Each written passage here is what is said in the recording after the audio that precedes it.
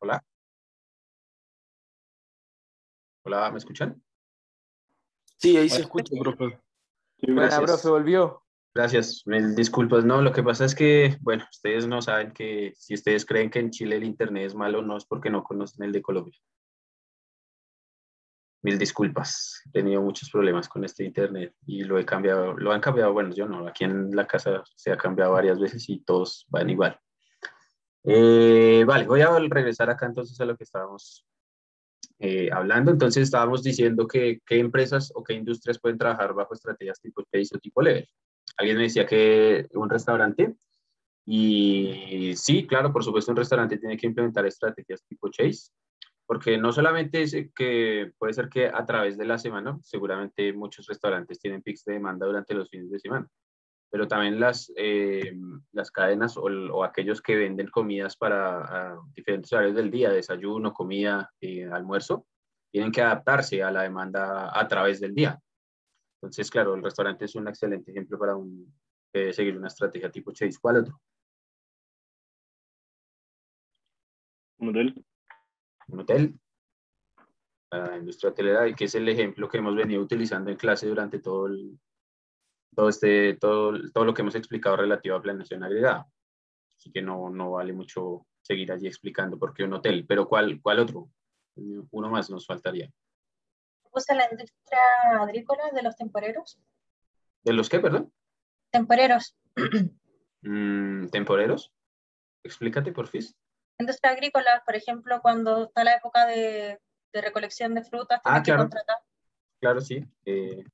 La industria agrícola, sobre todo aquellos que tienen en las diferentes fechas, temporadas del año, deben recolectar su producción, bien sea porque sea en temporadas de lluvia o en temporadas de calor o lo que sea. Entonces sí aplica.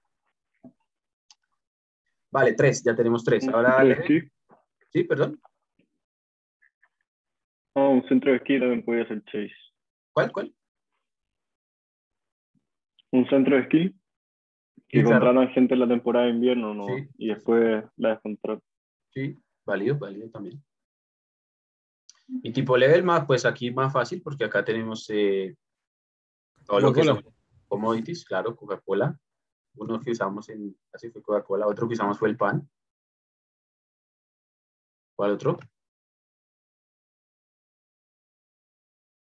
¿Una automotora puede ser? Sí, automóviles. Profe, yo por ejemplo en Level también puse Nike, por ejemplo, que produce cantidad de ropa. También. Y aquí en level hay montones.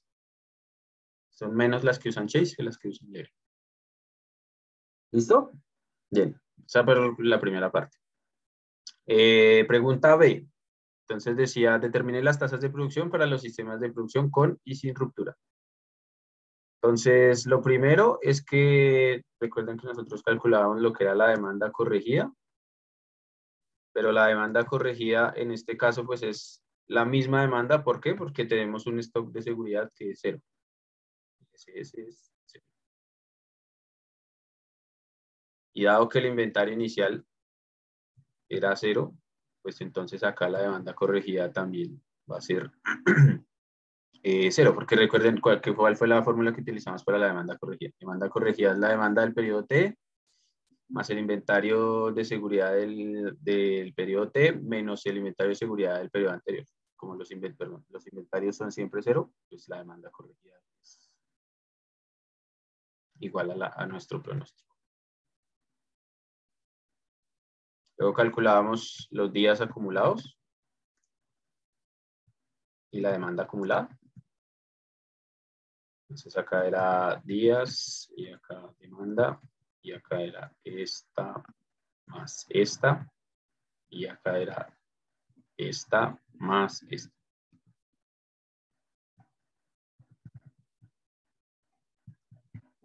¿Listo? Y aquí calculamos las tasas. Entonces dividimos lo que es demanda acumulada entre días. Dijimos que la última, esta es la tasa constante. ¿Profe? Sí. ¿Esto usa bastante seguridad? Dime, ¿Qué no se usaba stock de seguridad? ¿por qué no nos daban? El ejercicio no nos daba stock de seguridad. Si Pero si se alguno, usaba, está si mal. alguno usó stock de seguridad, pues puede ser válido también, ¿no? Ya que Ay, no lo aclara en ningún lado, pero no, al no darlo, stock de seguridad cero. Alguien me preguntó y de hecho lo alcancé por ahí a responder que asumieran cero, pero si usaron stock de seguridad, pues también va. ya, gracias. ¿Listo? Y dijimos Profe, que... yo calculé directamente la demanda acumulada, no importa. O sea, puesto que está esto del stock de seguridad igual cero, Sí, entonces no puse la columna de demanda corregida. sí, está bien.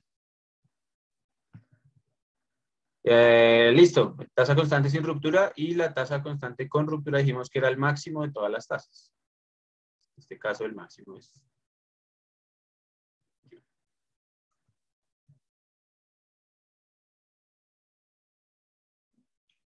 Hola, Hola, profe, ahí volvió. Hola, profe. lo siento, hoy está peor que cualquier otro día anterior. Bien, Profe, ¿y se apaga su cámara por último? no, es que no es eso, porque cuando se conecta a la velocidad normal, pero lo que pasa es que se cae, o sea, se queda sin señal. Entonces no es problema de que hay caídas repentinas así que se queda sin señal porque estoy conectado con cable y todo, pero es eso. Vale, entonces estábamos diciendo que la tasa con ruptura es la última de todas las que se calculan, la del último periodo es la tasa con ruptura, y la que sin ruptura es el máximo entre todas las tasas. ¿Listo? Entonces la tasa sin ruptura es 21.42 y la tasa con ruptura es 17.89. Esto recuerden que estaría en unidades al día. ¿Sí? Ok. Ahora entonces cuantificar la infactibilidad. ¿O cuál es la infactibilidad?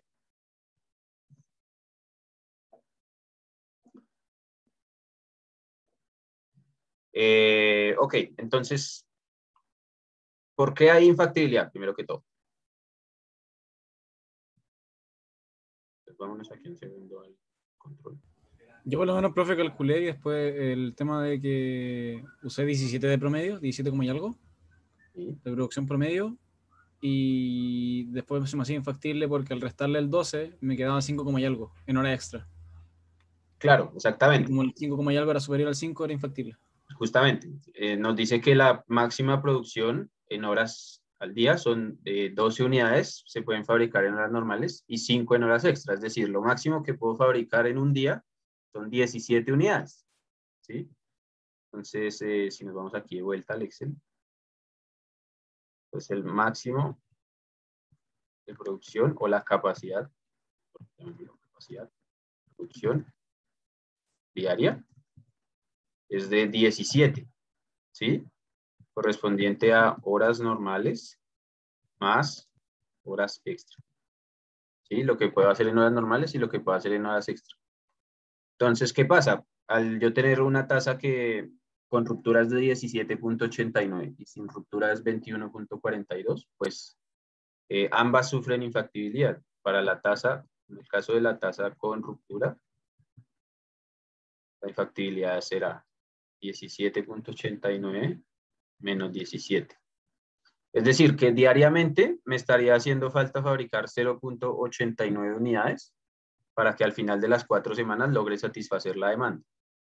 Mientras que si quisiera implementar un sistema de tasa sin ruptura,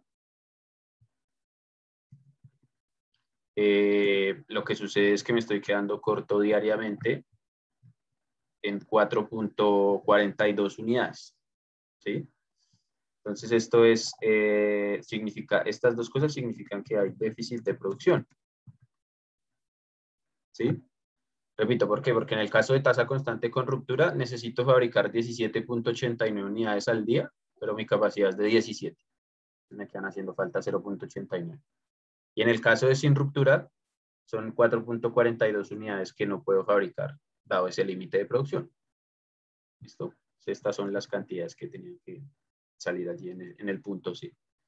Y en el punto D, alternativas. para la empresa. Entonces, la primera, sin saber cuál es el trabajo como tal de la empresa, la que yo exploraría inicialmente, dada esta condición, es outsourcing. ¿Sí? Es decir, estas unidades que me hacen falta al día, que no puedo procesar o que no puedo fabricar, tercerizarlas, ¿sí? O comprarlas a un proveedor para poder lograr satisfacer la demanda. 2, incrementar el personal o maquinaria, dependiendo de cuál sea el cuello de botella. Si es que el cuello de botella es la cantidad de personas que yo tengo para trabajar o si es la maquinaria. Muy seguramente es el personal, porque según lo que me preguntaron algunos de cuántas horas eran normales y cuántas eran en extra. Usualmente lo que me limita la cantidad de horas que puedo trabajar al día es el personal, porque la maquinaria yo la puedo poner a trabajar 24/7.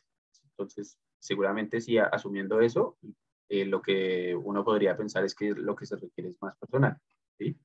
Otra alternativa que quizás uno podría hacer es negociar la extensión de la jornada extra, normal o extra, cualquiera de las dos. Lógicamente que esto va a depender de varios factores, como cuáles, como que no se viole la normatividad pues del país donde esté ubicada la empresa y las normas que hayan en cuanto a jornadas laborales, ¿sí? Y segundo, de lo que se haya negociado como tal, si es que existe algún tipo de sindicato o lo que sea en la empresa, que permita quizás extender la jornada de trabajo en tiempo normal o en tiempo extra, ¿vale? Pero ahí hay 3 alternativas que se podrían explorar en busca de lograr satisfacer la demanda que no podemos satisfacer con la capacidad actual. ¿Listo? Eso era el control. ¿Preguntas?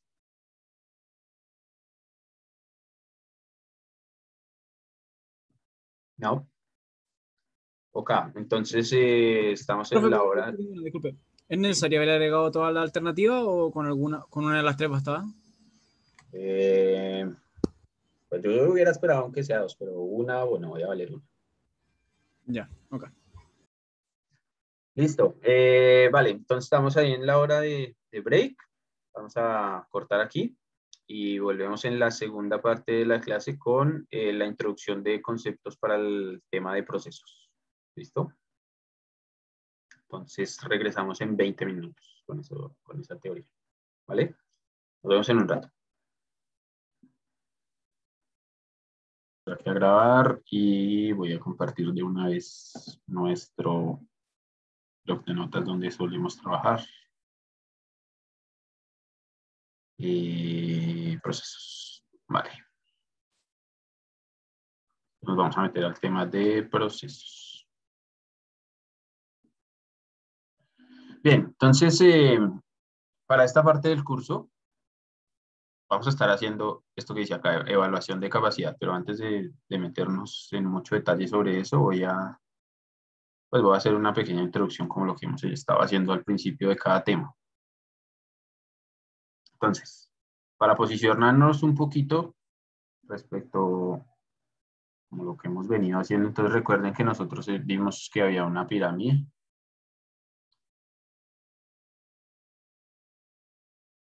Teníamos una pirámide donde teníamos los diferentes niveles de decisión. Por aquí teníamos desde lo estratégico hasta lo operacional. Entonces nosotros ya estuvimos por aquí a diferentes niveles, ya hablamos como tal de lo que es estrategia.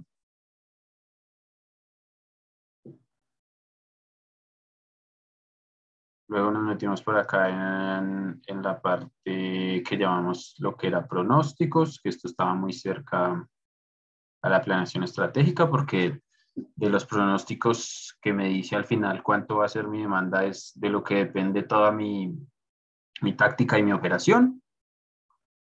Luego tuvimos por acá lo que es planeación, agregado, planificación.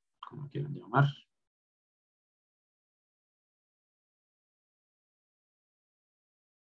Y ahora entonces nos vamos a estar metiendo un poco más abajo, ya más hacia lo operacional.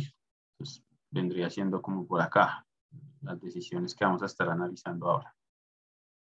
Que si bien se encuentran en esta posición, son importantes o sirven como herramienta para hacer análisis también estratégico de mi empresa, ¿sí?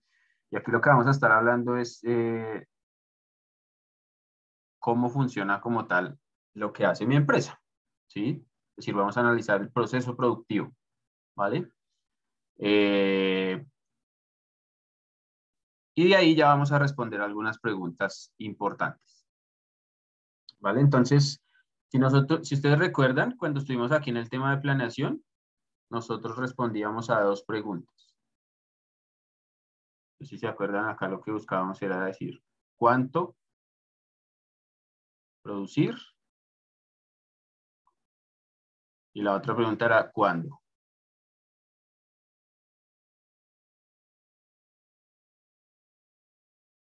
¿Sí? Eso fue lo que acabamos de hacer en el tema de planificación. Ahora, en la parte de procesos,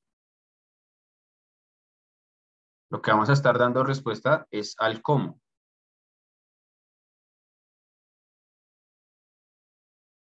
¿Y cómo lo hago? ¿Cómo se lleva a cabo mi proceso productivo? ¿Vale? Y eso porque es importante, porque eso se desprende a que nos va a llevar a dos análisis importantes y es otras dos preguntas, si lo queremos ver de esa forma, es ¿qué tan eficiente soy?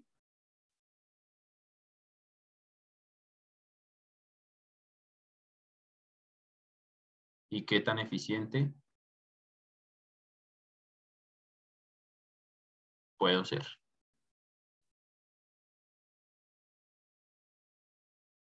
¿Listo? Y esto como tal, estas dos últimas preguntas que acabamos de poner acá, es lo que hacemos como para evaluar la capacidad de mi empresa. ¿Listo? Entonces, por eso acá en el slide inicial, ustedes ven que dice evaluación de capacidad. Y es justamente por eso, porque yo lo que voy a hacer es un análisis de mi proceso productivo, ver cómo funciona, cuáles son las diferentes etapas que hay, y a partir de ahí voy a hacer un análisis de eficiencia, ¿sí? Es decir, voy a ver la capacidad de mi sistema productivo. ¿Cuál es actualmente y hasta dónde podría llevarla? ¿O cuál debería ser mi meta para conseguir satisfacer bien sea la demanda o los requerimientos de producción que tenga la empresa como tal? ¿Listo? Pues ahí seguimos bajando en lo que son los niveles de decisión en la empresa. ¿Preguntas hasta ahí? Ok, entonces, basados en eso, voy a empezar hablando de tres conceptos importantes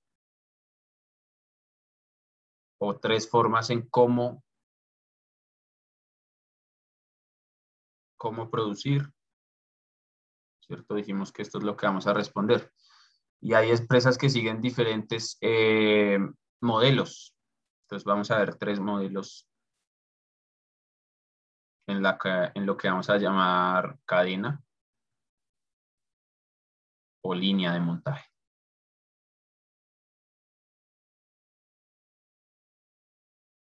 ¿Listo? Entonces el primero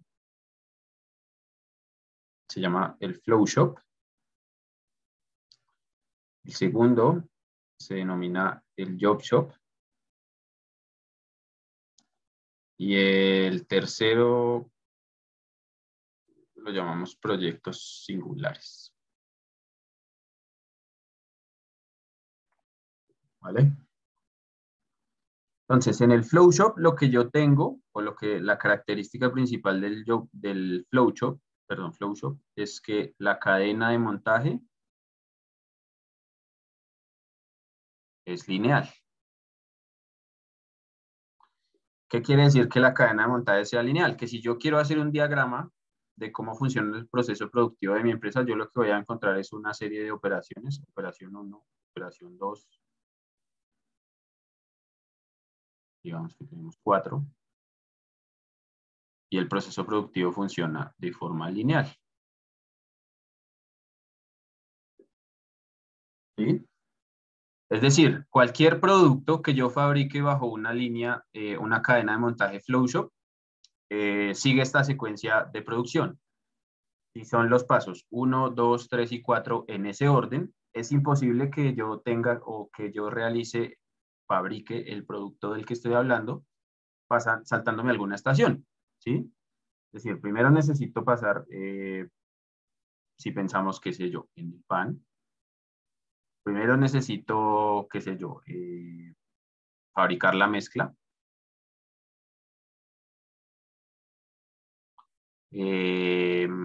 Amasar. Después de amasar, entonces son sacar las piezas y luego hornear. ¿Sí? Entonces, si esa es la cadena de montaje del pan, entonces están esas 4 actividades que son requeridas y que no puedo llegar a la actividad número 4 sin antes haber pasado por la 1, 2 y 3. Que no puedo llegar a la actividad número 3 sin antes haber pasado por la 1 y 2. No puedo llegar a la 2 sin antes haber pasado por la 1. ¿Listo? Entonces, están esas líneas de producción lineales, cadenas de montaje lineales. ¿Sí? Luego tengo la tipo Job Shop, que es donde yo tengo lo mismo, algunas actividades, ¿vale? Tengo la 1, de nuevo la 2, la 3 y la 4.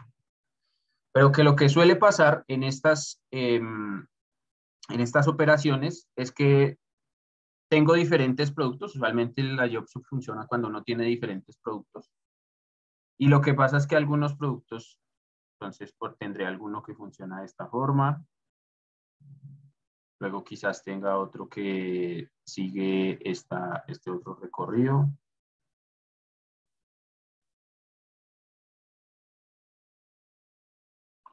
Y luego quizás tenga alguno más, que solamente pasa a la 1, a la 4 y termina. ¿Listo? Esa es cuando yo tengo una cadena de montaje tipo Job Shop. Y un ejemplo típico de este tipo de cadenas es, por ejemplo, de nuevo volvemos a nuestro ejemplo del hotel. ¿Por qué? Porque acá piensen que las estaciones 1, 2, 3 y 4, a ver, en el hotel, ¿cuál es mi producto final? Mi producto final es un cliente que busca descansar por vacaciones, pensando en el ejemplo de vacaciones. Y las estaciones 1, 2, 3, 4, pues será la habitación, la piscina, el restaurante, el sauna, etc. ¿Sí? Pues cada una de esas líneas que yo acabo de pintar en azul, en rojo, en verde, son personas que llegan a mi hotel y van pasando por las diferentes estaciones, pero sin seguir un orden específico como en el flow shop. ¿Sí? Entonces, en este caso, qué sé yo, habrá alguna persona que llega a la habitación, de la habitación se va a la piscina, luego regresa a la habitación, luego al restaurante, y habrá otra que simplemente llega a la habitación y luego se va a hacer turismo todo el día y luego al final del día regresa a la habitación, ¿sí? Entonces son diferentes productos. Aquí el producto es como tal la persona y va pasando su proceso productivo, pues depende, en este caso en particular, depende de las decisiones que toma esta persona como tal. ¿Sí? Profe, ¿cómo se Holocho? ¿Cómo es la 2? Job Shop. Perdón. Job. ¿Ahora mejor? Gracias, sí. Ok. Vale. Eso tenemos por ahí. Eso por poner un ejemplo así, digamos, de la empresa, de la industria de servicios. Pero otro ejemplo bien típico acá es una empresa de muebles.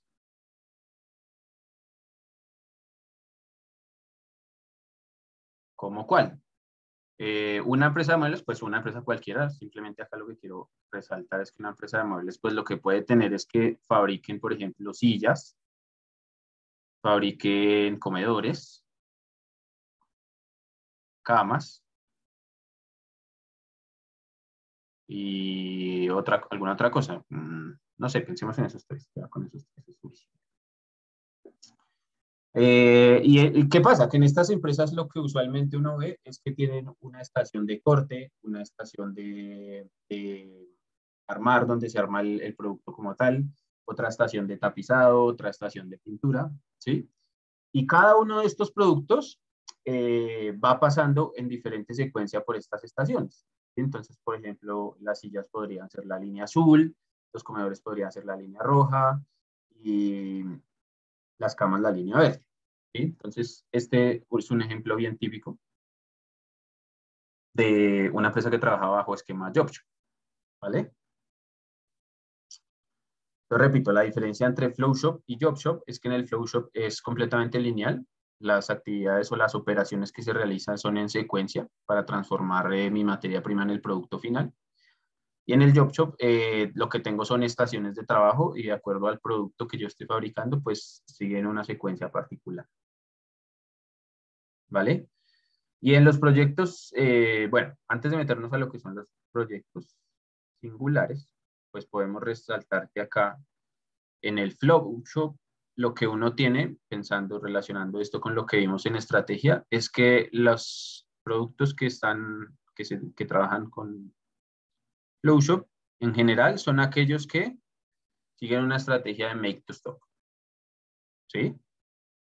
Recordemos que en Make to Stock nosotros teníamos en general, así como macro, lo que son commodities, ¿sí? Y en Make to Stock esto está relacionado con alta eficiencia. Y claro, si uno piensa en líneas de producción de este estilo, pues uno se da cuenta que al ser un proceso repetitivo, lo que uno puede hacer es que uno puede automatizar. O,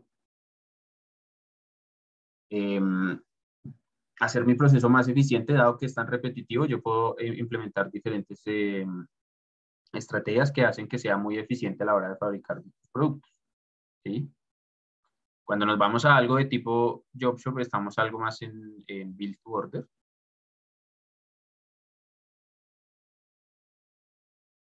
Y en Assemble to Order.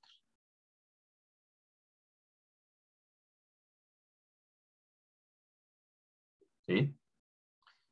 Y ya cuando hablamos de proyectos circulares, por eso quería hablar un poquito de estos modelos antes de meternos a explicar como tal. Aquí tenemos en general lo que es Engineer to Order. Entonces, un ejemplo será, por ejemplo, una hidroeléctrica. ¿Sí? ¿Por qué? Porque hay que hacer desde, cuando yo estoy trabajando en una hidroeléctrica, tengo que hacer desde el diseño como tal, de cómo va a funcionar, del lugar donde se va a hacer y demás, hasta como tal la puesta en marcha de ese proyecto. ¿Sí? Y acá los especialistas en este tema son unas personas que quizás los que ya vieron por allá de formulación y evaluación de proyectos han escuchado hablar de estas personas. Son los PMs o los Project Managers. ¿Sí? Aquí estas personas, cuando se trata de proyectos singulares, ellos son, digamos, hay una especialidad en lo que es hacer Project Manager y ellos se encargan de llevar todo el control desde lo que es el diseño hasta la entrega del producto final.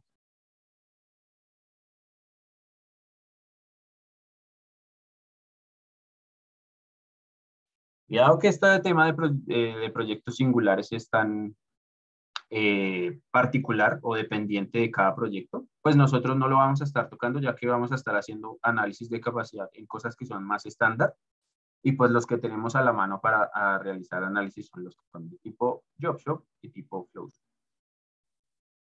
¿Listo? ¿Preguntas hasta ahí? ¿Qué fue lo que dijo del PMS? Que son, usualmente este tipo de proyectos los manejan personas, project managers, ¿sí? De hecho hay toda una carrera en esta parte, gente que se especializa en ser project manager, y de ellos lo que se encargan es desde la parte de diseño hasta la entrega del producto final, y que estos proyectos singulares, al ser tan específicos, de acuerdo al proyecto, pues no vamos a entrar a hacer un análisis detallado de en esta parte porque, repito, depende de cada tipo de proyecto. Lo que tenemos a la mano de cosas que son, digamos, más esquematizadas son las empresas que trabajan con montajes tipo JobShop y tipo Flowshop. ¿Vale? Importante para resaltar que si pensamos en términos estratégicos, bueno, ya mencionamos cuáles son las estrategias que sigue cada una más o menos que tienen las diferentes líneas de producción. Pero acabo de dibujar esta flechita hacia arriba porque la eficiencia es más alta en el Flowshop de lo que puede ser en los proyectos singulares, donde uno lo que busca más es eficacia. ¿Vale? Así como relacionándolo con nuestro gráfico de posicionamiento estratégico. ¿Listo? ¿Preguntas hasta ahí?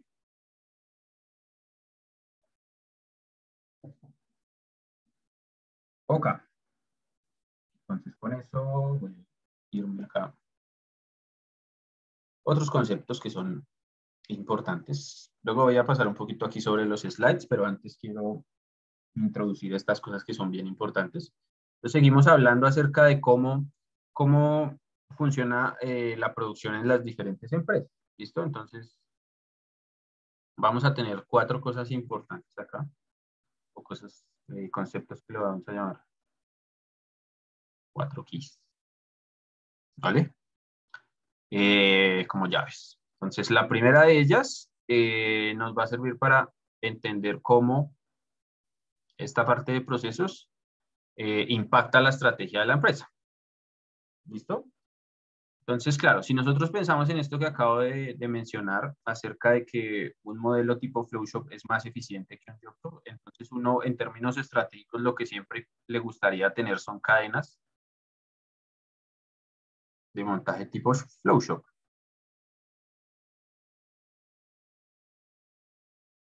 ¿Cierto? ¿Por qué me gustaría tener cadenas de montaje tipo Flowshop? Porque al tener ese tipo de cadenas soy más eficiente, es decir, puedo fabricar a menores costos y por tanto seguramente obtener una rentabilidad más alta. ¿Sí? Pero ¿qué pasa? Esto no siempre es posible. ¿Por qué? Porque volvamos a nuestro ejemplo que estábamos hablando de la empresa de muebles. Pensemos de nuevo que tenemos 4 estaciones. Pensemos que estamos en la empresa de muebles. Y no sé, pensemos que tenemos corte, ensamblaje, tapizado y pintura. ¿Sí? Pensemos que yo tengo las sillas, que las sillas funcionan de esta forma, van a corte, van a ensamblado, pasan a tapizado, pasan a, voy a ponerlo así. Pensemos que pasan por un preproceso de pintura, luego van a tapizado y luego tienen que volver a pasar a pintura y ahí sí sale. ¿Listo? ¿Por qué? No me pregunten por qué, pero pensemos que ese es el ejemplo. Estos son las sillas.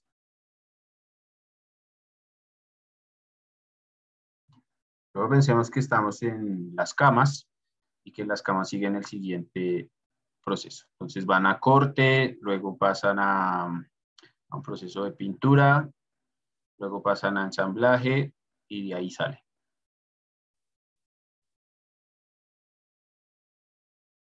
¿Listo? Pues como se puede ver, pasan por diferentes procesos. Entonces, si yo digo, ok, yo lo que me gustaría es tener una línea tipo Flowshop, ¿cierto? Para ser más eficiente. Entonces, yo podría decir, voy a poner aquí mi estación 1, mi estación 2, 4. Pero, ¿qué pasa?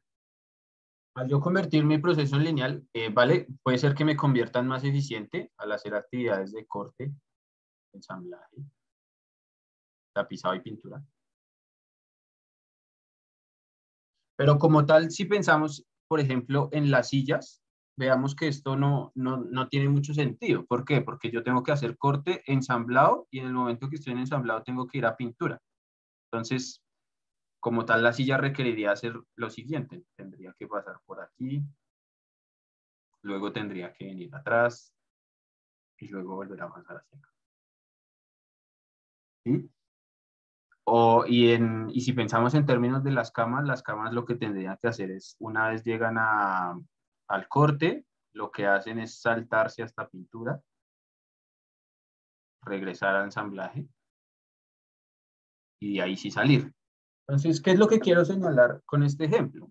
Y es que el cómo, mi proceso productivo, me habla, me dice, o me da información respecto a lo que puedo y a lo que no puedo hacer con la estrategia de mi empresa, ¿sí? Claro, yo pienso, ok, yo tengo una línea tipo JobShop, la quiero volver tipo FlowShop para volverme más eficiente, reducir mis costos y tener más ganancias. Pero como tal, en este ejemplo estamos viendo que eso no tiene mucho sentido en términos prácticos, porque lo que hace es generar seguramente mayores desplazamientos, y lo que se ve acá básicamente es desorden, ¿sí? Entonces eso lo que va a generar es que mis inventarios crezcan en la empresa, que haya esa linealidad que estoy buscando al poner mi cadena de montaje lineal. No está ocurriendo porque tengo que hacer unos saltos de estaciones para los diferentes productos, ¿sí? Ahora, yo veo que eso no es factible, pero lo que sí podría pensar quizás es en separar mis líneas de producción. Entonces es en pensar, ok, dado que yo tengo las sillas y las camas, pues lo que voy a hacer es voy a tener para las sillas, supongamos que las sillas son el producto que más ellos venden. Entonces, ok, para las sillas lo que voy a hacer es voy a tener la estación 1, la 2, luego la 4, luego la 3. Y quizás con eso es suficiente, porque para las sillas lo que va a pasar entonces es que va de esta forma, y cuando llega aquí al 3 se vuelve al 4 y de aquí ya sale. ¿Listo? Entonces, ese sería cómo podría convertir en FlowShop para las sillas. ¿Sí? Y de ahí, entonces, segundo que... yo puedo tener otra serie de productos, como estaba diciendo, puedo tener camas, puedo tener comedores y otras cosas. Entonces, claro, yo lo que quizás necesito para estas que no tienen otros productos, que no tienen la misma nivel de ventas que tienen las sillas, entonces digo, ok, para ellos sí voy a conservar otra línea de producción aparte que va a seguir funcionando como tipo JobShop. Pues a ellos les sigo dejando sus 4 estaciones, y cada uno va a seguir pues la línea que venía siguiendo de acuerdo a lo que necesita cada uno. ¿Sí? Y esto en términos de estrategia sí podría ser factible. Ahora, ¿bajo qué condiciones? Pues por eso podría ser factible en términos, como lo decía antes, dado que las sillas son el producto, digamos, estrella de mi compañía, pues en ellas quiero ser muy eficiente porque mi demanda es alta, pero quizás para los otros productos yo mantengo mi otra línea de producción porque no tengo tanta demanda de camas y de comedores. ¿Sí? Esto por supuesto que cambiar de tener una única línea JobShop a tener una FlowShop y mantener la otra que tenía antes, pues eso implica bastantes cambios, implica inversión. ¿Por qué? Porque seguramente para tener estas estaciones que creé aquí arriba, pues necesito más maquinaria, más personal, más espacio de trabajo. Entonces eso implica una inversión. Entonces hay que hacer un trade-off, ver el balance entre esa inversión y si eso que me vuelvo más eficiente, que me ayuda a reducir los costos de producción en mi silla, en realidad justifica hacer esa inversión que yo necesito para crear esta nueva línea de tipo FlowShop. ¿Sí? Eso en cuanto a términos de estrategia. ¿Sí? Importante resaltar que cada ámbito productivo, cada empresa, cada sector productivo puede o no permitir tener líneas de producción tipo FlowShop o tipo JobShop. Esto está muy relacionado con la primera parte del curso que hablábamos acerca de estrategia. ¿Hasta ahí preguntas? ¿Y acá qué pasa con los cuellos de botella que se pueden formar? Ya vamos a ir un poquito más adelante a esa parte, porque para eso vamos a tener que analizar los flujos de material y cuánto cada estación de trabajo es capaz de procesar por unidad de tiempo. ¿vale? Pero eso es un poquito más ya cuando estemos hablando más de números, vamos a estar tocando ese tema. ¿Listo? ¿Preguntas ahí? Ok, sobre el key número 1 ¿en cuanto a qué? En cuanto a estrategia se refiere. ¿Listo? Nos vamos ahora al key número 2.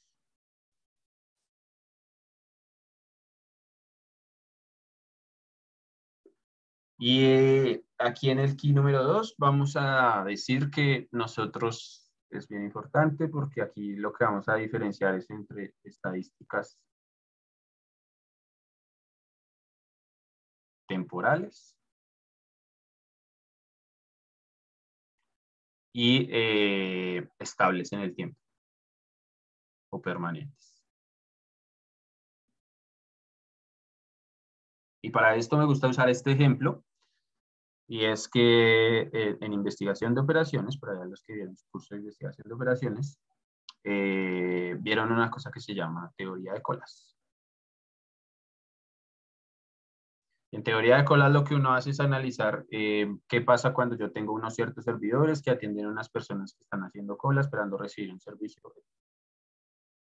Y entonces cuando ustedes veían este tema, por allá les preguntaban cosas de este estilo. ¿Cuál es la probabilidad de que si el proceso de la cola se llama XDT, en algún momento haya más de 20 personas en cola? ¿Sí? Esto es lo que se llama una estadística de tipo temporal. ¿Por qué de tipo temporal? Porque esto es la probabilidad de que en algún momento del tiempo mi cola tenga más de 20 personas. ¿Sí? Ahora, ¿por qué? Se preguntarán por qué estoy poniendo este ejemplo de teoría de colas. Lo van a entender en un segundo y es porque desde la teoría de colas vamos a extender un concepto de la ley de Liddell que va a ser bien útil en esta parte de procesos de lo que vamos a estar hablando de aquí en adelante. ¿Listo? Esto es una estadística temporal, ¿vale? De acá, esto es lo que no haremos nosotros en esta parte del curso. Lo que vamos a hacer es, siguiendo este mismo ejemplo, entonces ustedes recuerdan que lo que uno veía o lo que le pregunto, otros tipos de preguntas estándar que le hacían era ¿cuál es el tiempo promedio en cola? Es decir, una persona que llega y se pone en la fila, ¿cuánto tiempo tarda hasta que es atendida? Este tipo de pregunta es una estadística permanente o estable. ¿Por qué? Porque al uno hablar de este concepto promedio, que lo va a subrayar, cuando uno habla de promedio está hablando de cosas que se comportan de forma estable, es decir, que más o menos uno sabe que en el largo plazo ese va a ser el tiempo que una persona se va a demorar en cola. Puede ser que una persona llegue y se demore 10 minutos, puede ser que otra llegue y se demore 1 minuto, puede ser que otra llegue y se demore 1 hora. Pero el tiempo promedio en cola es, si yo tomo todos esos tiempos de todas las personas que van llegando, en el largo plazo, ¿cuánto tarda una persona en la cola? Entonces será 15 minutos, 18 minutos. Y ese es el tiempo promedio en cola, una estadística estable. ¿Vale? ¿Y cuál es la característica que sigue o lo que ganamos al hacer análisis de estables o permanentes? Y es que removemos la aleatoriedad. ¿Sí?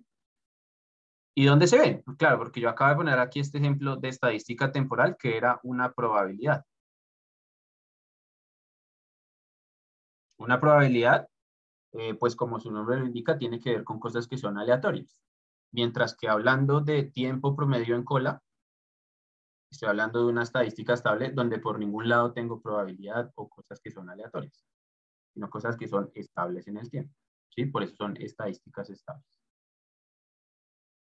Y hablando en términos relacionados a lo que es como tal este tema del curso, pues lo que vamos a estar viendo es inventarios, sobre todo lo que es work in progress, ¿sí? Esto será, por ejemplo, madera, si yo volvemos al ejemplo de los muebles, pues esto, el work in progress lo puedo medir en términos de madera o en términos de sillas que están siendo esperadas para pintura. Vamos a estar hablando también de tasas, es decir, que cuántas unidades, esto va a ser cuántas unidades puedo procesar por unidad de tiempo. Y aquí es donde entra a jugar lo que preguntaba Camila hace un momento. Esto es capacidad. Este estadístico como tal, o esta tasa, me ayuda a medir lo que es capacidad, porque me dice cuántas unidades puedo procesar por unidad de tiempo. ¿Vale? Hay más cosas importantes, pero las vamos a ir viendo en el transcurso del tema. Y también vamos a estar hablando de lo que se conoce como throughput. Que también es tiempo. Throughput o tiempo. ¿Sí? Y por supuesto, si esto es tiempo, pues está en unidades de tiempo. Vale. Y esto, un ejemplo que también suelo colocar acá, es pensar cuando nosotros vemos una noticia y nos hablan de estadísticas macro. El ejemplo que yo utilizo es el del aeropuerto. A veces uno suele por ahí ver noticias. El aeropuerto de X ciudad, de Bogotá, por poner un ejemplo, mueve 1.500.000 pasajeros al año. No sé cuál es la cifra, pero 1.500.000. Eso es esto, inventarios. Pensando en las personas y las podemos calificar así como inventario de personas. ¿Sí? Ahora, si me lo dan por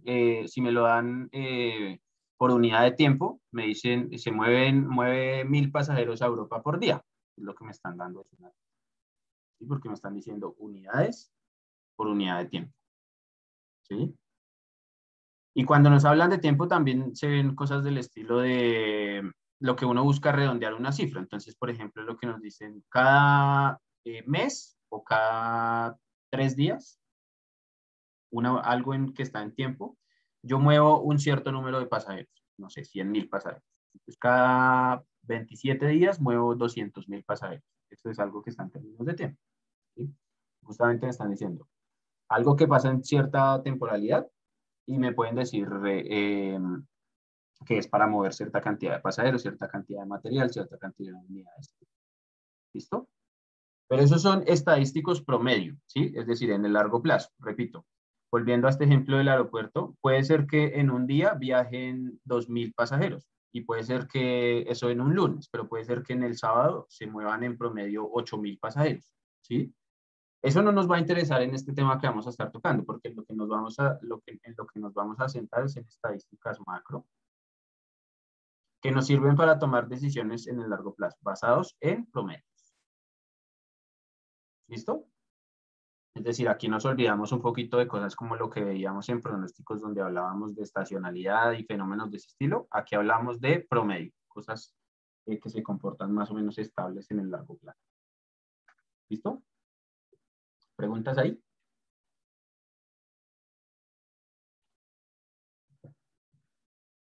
Ok. Con eso entonces pasamos a la punto número 3. Y es la ley de Little. Para los que ya vieron investigación de operaciones, se acordarán de una formulita que era L igual a W por lambda. Eran estas cosas, ¿quién se acuerda? Era lambda. ¿Alguien recuerda? ¿O qué era L o qué era W? ¿Qué recuerdan de esto? Y esto proviene justamente de cómo vamos a hacer la conexión entre esta parte de ley de Little y teoría de colas de allá de su curso de investigación de operaciones. ¿Alguien se acuerda de alguna de esas tres cosas? L, W o lambda, que eran teoría de colas. ¿Nadie? ¿Nadie ha visto IO? Digan algo. Ya estoy pasando como ahora, profe.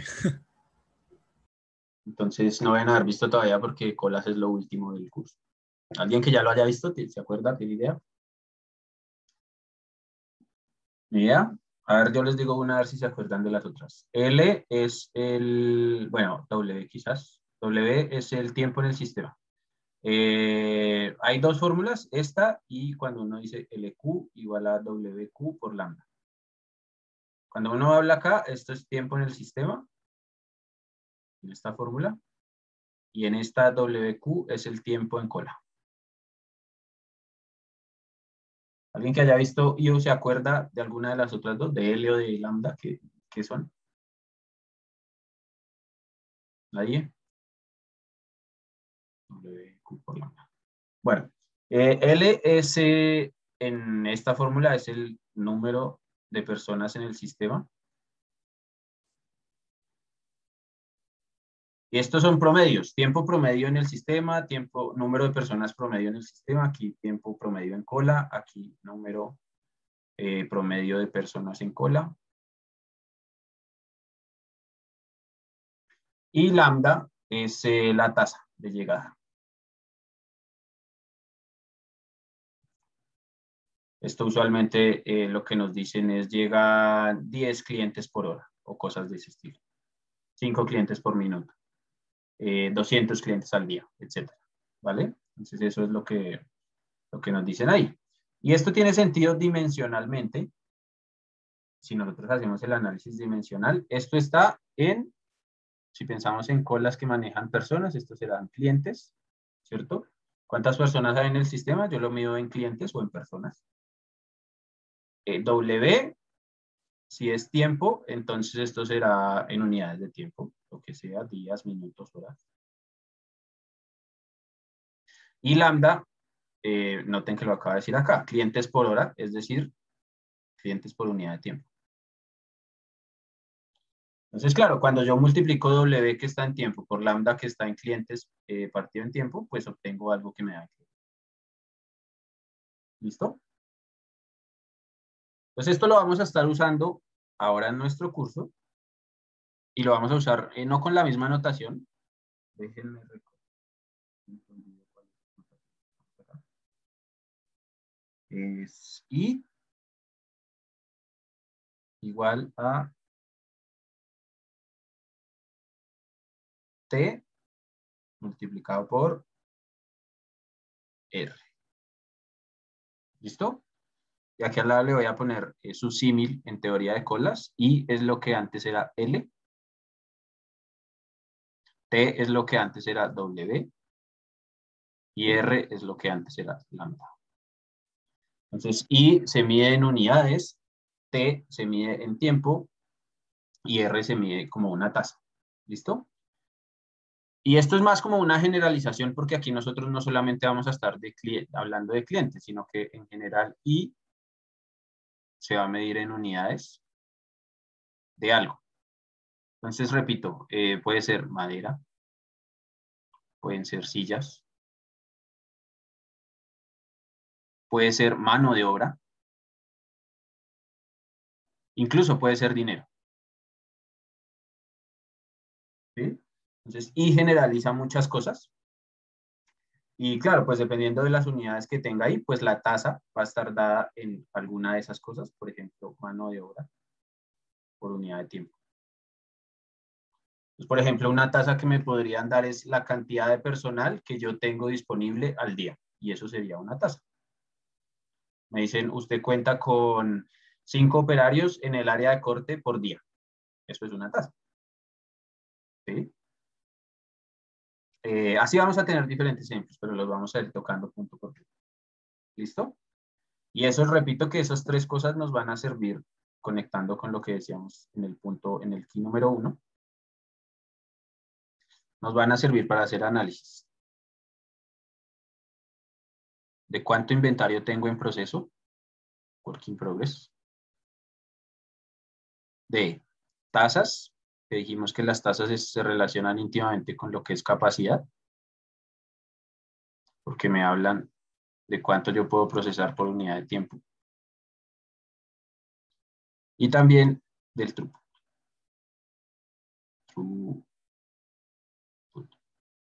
Esto se mide en tiempo. Listo, ya vamos a dar viendo ejemplos de esas cosas, pero para que lo tengan, para que lo sepan. Que desde el punto de vista conceptual mencionado. ¿Listo? ¿Preguntas hasta ahí? Profe, ¿podría bajar un poquito lo que describí recién del inventario y eso? Sí. ¿Y Sobre cuál es la todo, relación de lo de inventario tasa? Es lo que dijo recién con la fórmula que... el inventario es I, la tasa es R y el tiempo es T.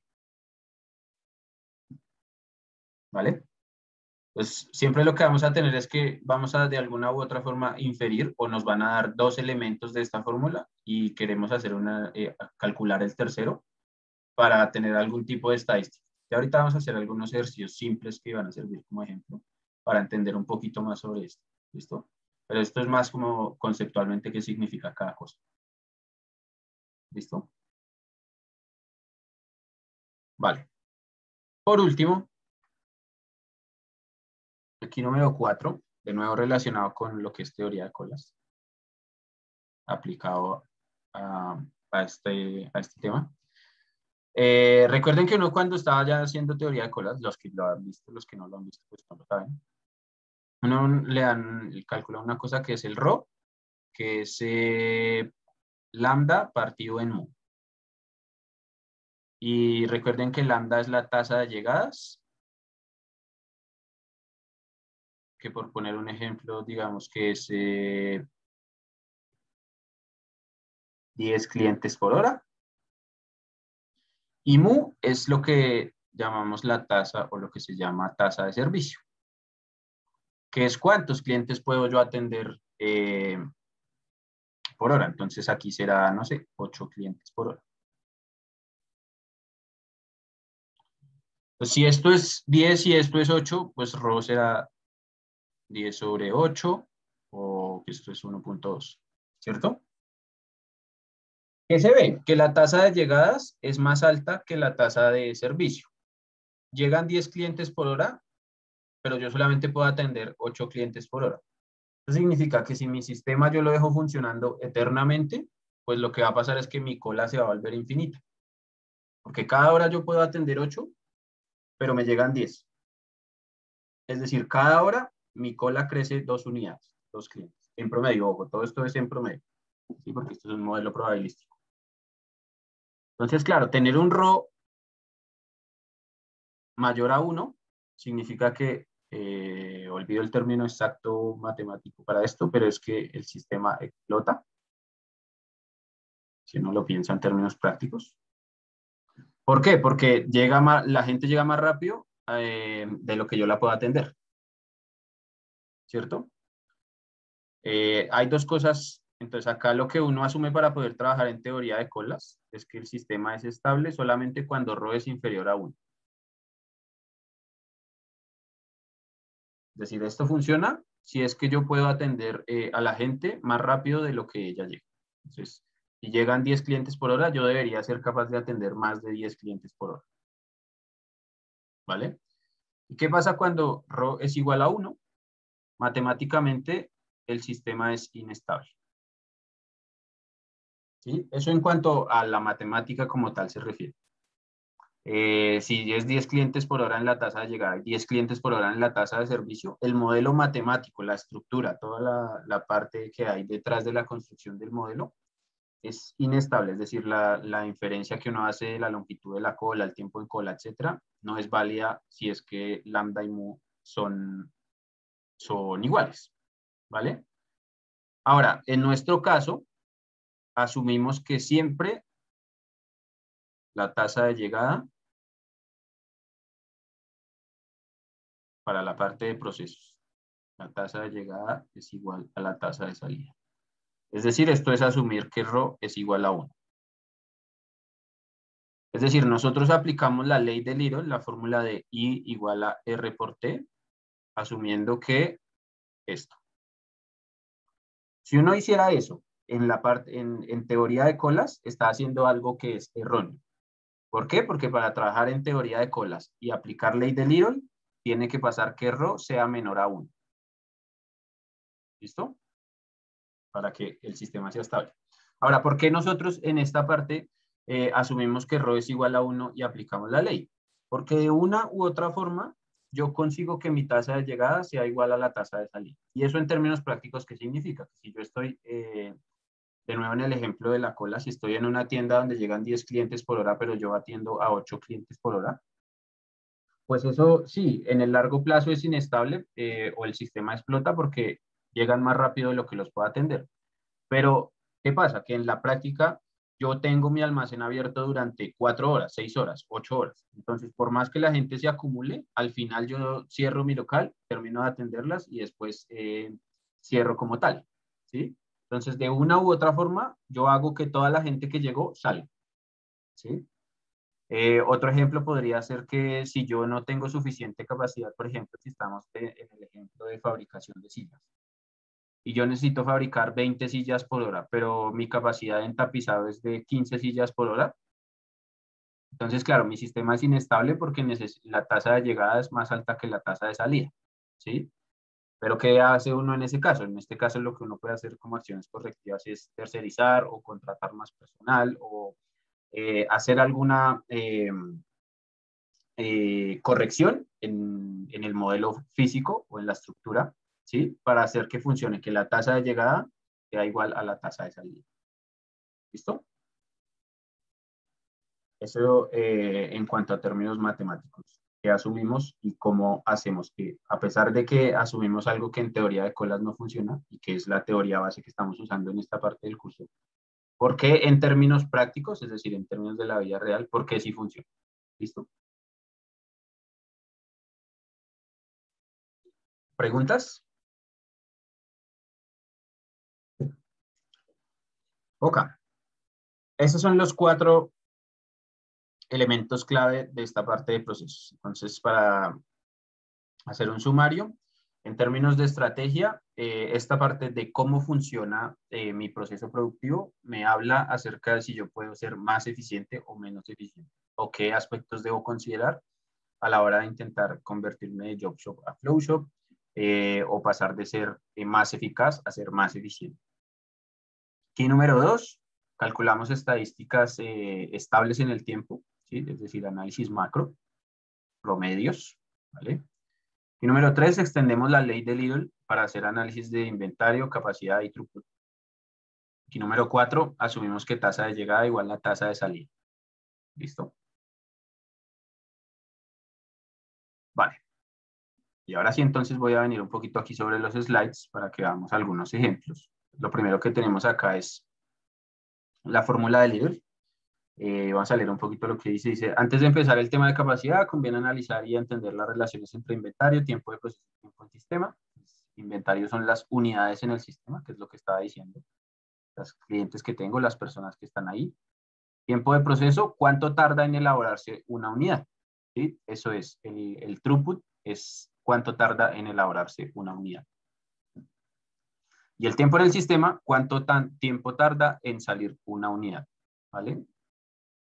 Ya lo vamos a ver aquí en los siguientes. Entonces, el inventario, como decía antes, pueden ser diferentes cosas. Pueden ser personas, puede ser materia prima, ¿sí? Puede ser dinero, puede ser cualquier cosa que a mí se me ocurra que me sirva para cuantificar mi proceso productivo, ¿vale? Bueno, tiempo de proceso y tiempo en sistema, ya lo mencionamos y lo vamos a ver aquí en los ejemplos, así que creo que va a pasar aquí un poquito más rápido. De repito, tenemos la fórmula I igual a R por T. Inventario es igual a tiempo de proceso por tiempo de sistema. Pues el ejemplo aquí sencillo dice, un cliente está en promedio 1 hora en el supermercado. Eso es T igual a 1 hora. Y soy capaz de cobrar a 150 clientes por hora. Es decir, la tasa R, 150 clientes por hora. Pregunta, ¿cuántos clientes tengo en el supermercado?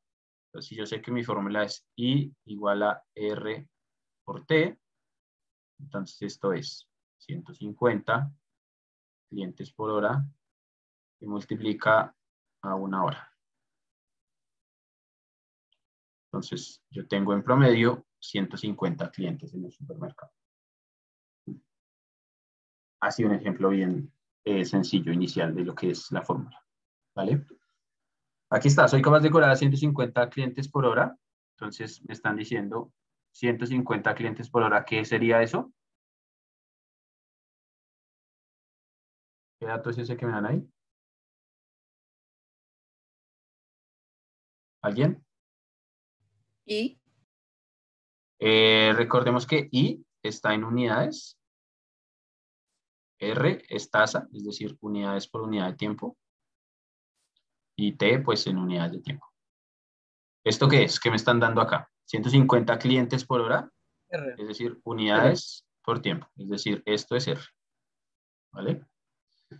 Y además me dicen, y tengo 10 clientes en cola en promedio. 10 clientes en cola promedio. ¿Esto qué es?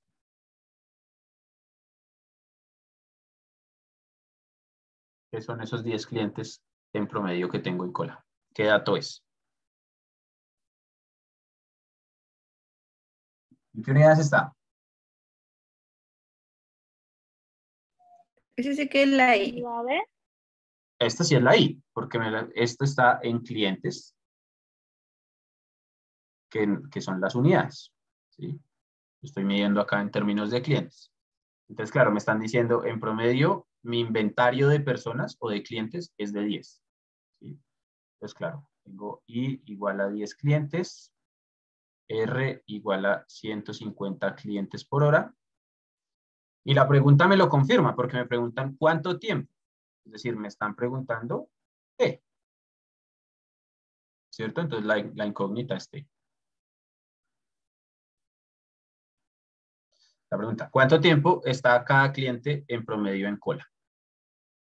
Y pues la respuesta, ¿qué será? Yo tengo mi fórmula I igual a R por T. Por lo tanto, T es I partido R. I partido R. ¿Qué sería? 10 clientes dividido 150 clientes por hora.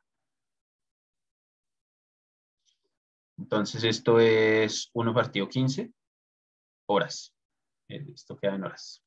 ¿Cierto? Al hacer esta ley aquí de orejas, me queda horas en el numerador. Y si yo quisiera esto en unas unidades quizás más entendibles, lo que podría hacer es decir que una hora tiene 60 minutos.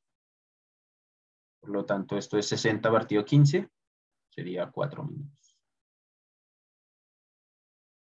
¿Listo? La respuesta es, ¿cuánto tiempo está cada cliente en promedio en cola? 4 minutos. O 1 sobre 15 horas. Es lo mismo. ¿Listo? ¿Preguntas ahí? Ok. Aquí hay otro ejemplo. Dice, ¿cuánto? ¿Puedo volverse un poquito, por favor? ¿Sí? ¿Alguna pregunta? No, estaba viendo el desarrollo. Ese, profe. Ok. Aquí hay otro ejemplo. Dice, ¿cuánto tarda un paciente en recibir tratamiento de urgencias? Y acá nos da una explicación. Entonces, dice lo siguiente, con Little puedo obtener dicho valor con la siguiente información. Entonces, lo que me preguntan es ¿cuánto tarda un paciente? Aquí la pregunta ¿cuál es? ¿Cuánto tarda un paciente? Sería tiempo, ¿no? El tiempo. Claro. ¿Cuánto tarda un paciente en recibir tratamiento de urgencias? Entonces, para poder responder a esa pregunta, yo necesito esta información. Necesitaría saber esto. El número de pacientes que han ingresado durante el día. O en promedio, ¿cuántos pacientes ingresan durante el día? ¿Esto qué es? Esto es I. ¿Sí? Y la media de 3 o 4 observaciones de la cantidad de pacientes en espera o siendo atendidos en ese momento. Esto es, al final, lo que me dice esto es la capacidad. Es decir, cuántos pacientes por día puedo atender. O el R. ¿Sí? Dice la media de 3 o 4 observaciones de la cantidad de pacientes en espera o siendo atendidos. Y esto debería ser la cantidad de observaciones, 3 o 4 observaciones en días. ¿Sí? Claro, porque eso me dice cuántos pacientes yo puedo procesar por unidad de tiempo. Entonces, claro, si yo tengo, por poner un ejemplo, en un día tengo 100 pacientes y me dicen, supongan que me dijeron que durante los últimos 4 días yo fui capaz de atender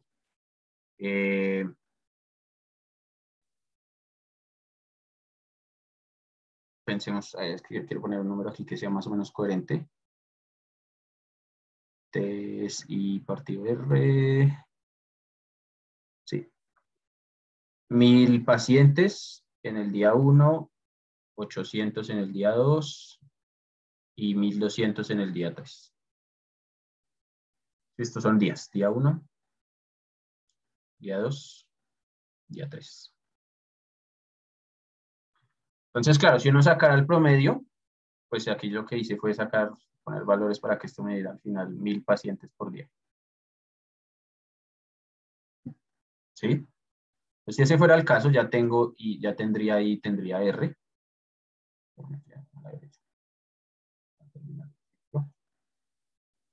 De nuevo, yo sé que mi fórmula es tiempo, o yo sé que I igual a RT, por lo tanto T es I partido R, por lo tanto T es 100 partido 1000, o 1 sobre 10, y esto está en días. ¿Sí? Pues si uno quisiera esto en horas, multiplica por 24 y eso le da 2.4 horas. Y ese es el tiempo que tarda un paciente en recibir tratamiento en urgencias. ¿Listo? Hay algún par de ejemplos prácticos sobre la ley de... Bien, solamente para cerrar, quiero terminar acá con el diagrama de proceso porque va a ser algo que vamos a estar utilizando. Y ese, pasar acá un poquito. ¿Cómo representamos cada actividad que se realiza o cada el proceso de transformación dentro de lo que es cada empresa, cómo funciona cada empresa? ¿Listo? Entonces nos vamos a quedar con esta representación gráfica. Lo que vamos a utilizar nosotros es 3 elementos básicos que son cómo representar una operación, cómo representar almacenamiento y cómo representar el movimiento del producto. ¿Listo? Pues para eso vamos a tener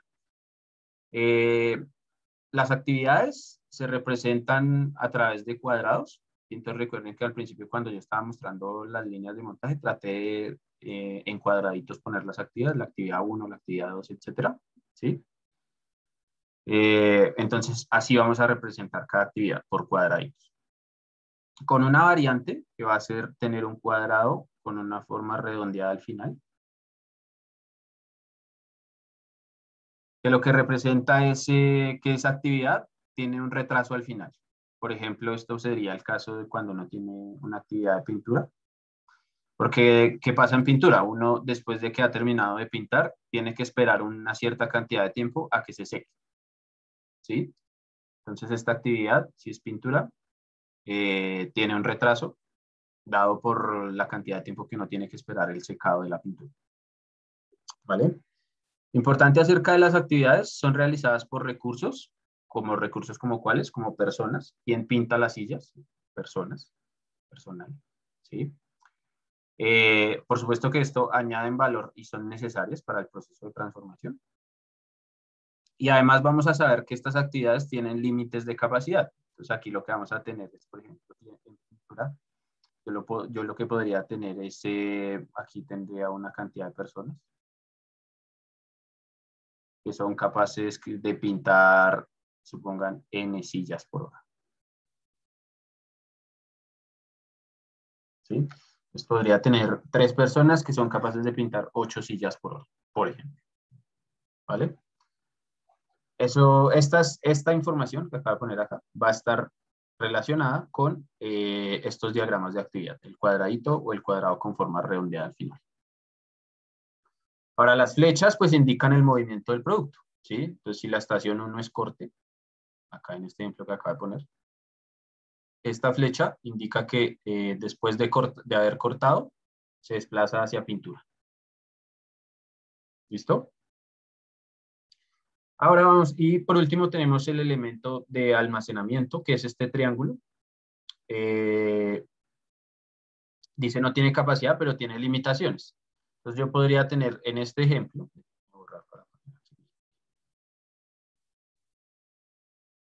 después de que pasa a corte, hay una cantidad que se almacena. Y desde este almacenamiento luego se transporta para realizar la pintura. Entonces yo tengo ciertas unidades. Una vez que hago el corte, las almaceno, las pongo en mi almacén y quedan ahí disponibles para el momento en el que se requieran para pintar. ¿Listo? Entonces, si ese es el caso, aquí yo voy a tener este triangulito representando que esas unidades que se cortaron anteriormente van a ser almacenadas como trabajo en proceso. ¿Listo? Esos son los 3 elementos bien importantes que vamos a tener. Un diagrama de proceso se compone de más cosas, es mucho más complejo que esto, pero es la simplificación que vamos a utilizar para estar trabajando en el tema como tal. ¿Listo? Según la ASME, que es una institución estadounidense, estos son algunos símbolos que han sido utilizados para representar diagramas de proceso, donde un círculo es una operación, un cuadrado es una inspección, una flecha es transporte, esto es un retraso y esto es un almacenamiento. ¿Listo? Pero pueden ver que estos son diferentes a los que yo acabo de mencionar. Son también válidos según este formato de la ASME, pero nosotros nos vamos a quedar para términos del curso con estas que están aquí arriba del cuadrado, la flecha y el triángulo. ¿Listo? Vamos a usar esos 3. Y quizás utilicemos el círculo como representación del inicio y otro círculo como representación del final del proceso. Entonces, uno lo que podría tener en un ejemplo Flowshop sería el circulito para iniciar el proceso, luego un cuadrado, luego de pronto un triángulo, luego otro cuadrado y otro círculo para finalizar. ¿Listo? Y ese sería un diagrama de operaciones válido para un proceso ahí simple que acabo de poner.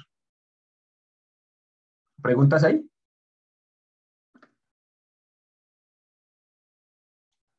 Ok.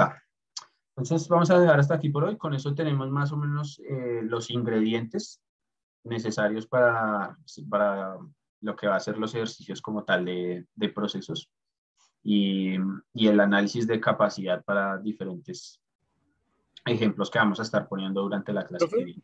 ¿Sí? Esto ya está en el curso, ¿verdad? Ya está, lo puse hoy antes de clase. Ya, gracias. ¿Listo? Vale, ¿preguntas? Ok. Si no hay preguntas, entonces dejamos hasta aquí por hoy. Y con eso, como digo, estos son los ingredientes para los ejercicios que vamos a estar trabajando en esta parte de procesos, que no es muy, muy larga. Y que creo que con algunos ejercicios que hagamos en la próxima clase, más o menos estamos cubiertos en esta parte. Si hace falta, bueno, luego extenderemos, pero yo creo que en la siguiente clase debería quedar bastante claro el tema. ¿Listo? Entonces dejamos hasta ahí y nos vemos el próximo lunes. Chao, profe. ¿No? Cuídese, que tenga buena Vale, semana. nos vemos, que tengan buena Muchas semana, gracias. buena tarde. Gracias, que estén muy bien. Chao, chao. Chao, profe, muchas gracias. Chao, que estén bien.